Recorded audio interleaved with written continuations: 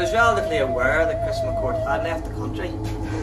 I knew he was expected back. I really was unprepared for this dramatic entrance. I have a lot of respect for the young man McCourt, but really I thought he had achieved something extremely special. It had been a recent night we had gone out for a meal. He had been talking about inventions. I thought he had really cracked something by arriving on a spaceship. I was quite taken aback, however, so I'll have to leave the story there. So the leader glog for the glog turned to each of us and said, and we were like, lol, what's going on?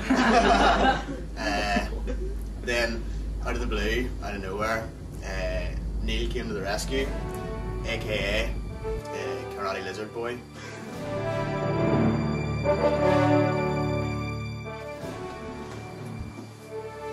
I don't know how it happened, but he suddenly changed from being just the ordinary bog standard, pretty boring, just average Neil, like short, not particularly imposing. You wouldn't expect anything of him. Sure, he can preach a good sermon in 2020, sure he can play a guitar, but he's not a superhero, let's be honest. Or at least that's what I thought. But whenever under all this pressure, I don't know what it was, suddenly he just burst out of his shell, but more in a metaphorical way than not like the Hulk, you know. But he just, something within him stirred really deeply. He stood up, he stood tall, he stood proud, and he said, "Have no fear, my friends, for I will save you." So he jumped really high and he made the shape of a crouching tiger in the air. This made the funny alien people very, very scared. So they ran really fast towards us. We thought we were doomed, as Neil was currently, or Super Lizard Man, I think his name was, couldn't remember.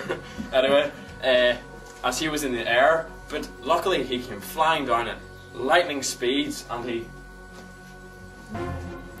did his huge karate kick and got glug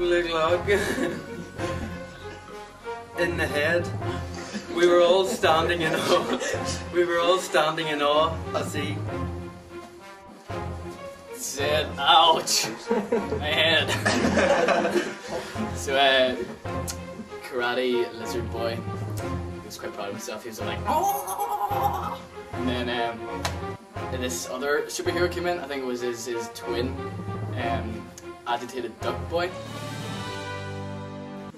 and said, Well, Agitated Duck Boy didn't say all that much. He kind of had his wings flapping, going, and the aliens were pretty much in awe of Agitated Duck Boy, and he didn't really know what to do, so he called up his pal, Captain Floppy.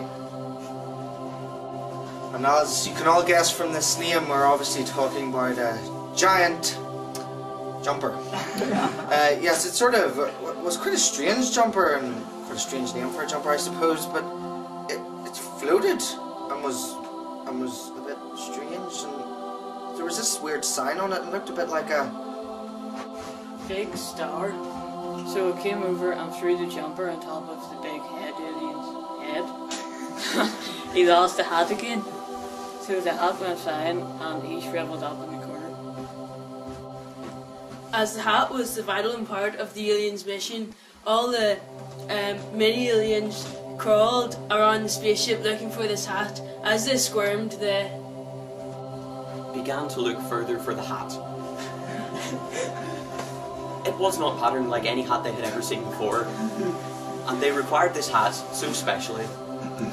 It was needed for a special mission called Operation Hat World Conquer. Very poor grammar in the alien world. Luckily for us, the hat had been obliterated by Captain Lizard Boy, which we knew as Neil. Neil came in and used his ray gun on the hat, destroyed it. The mission was over. The aliens shriveled in a purple goo, and we all turned to Captain Lizard Boy and asked for some kind of summing up of what had happened today.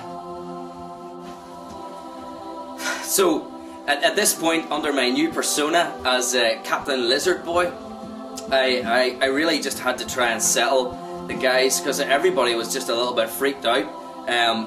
Apart from the fact that like Elton John was there and like Chris McCourt, you know, didn't actually go to RBS and was like, you know, working on a ship, and like he was almost like the enemy, and yet we were such good friends. It was an emotional trauma. But amidst it all, I was able to kind of gather the guys around and say, you know what, guys? Sometimes life throws things at you that you just won't understand. But Jesus isn't like that, and he's always there.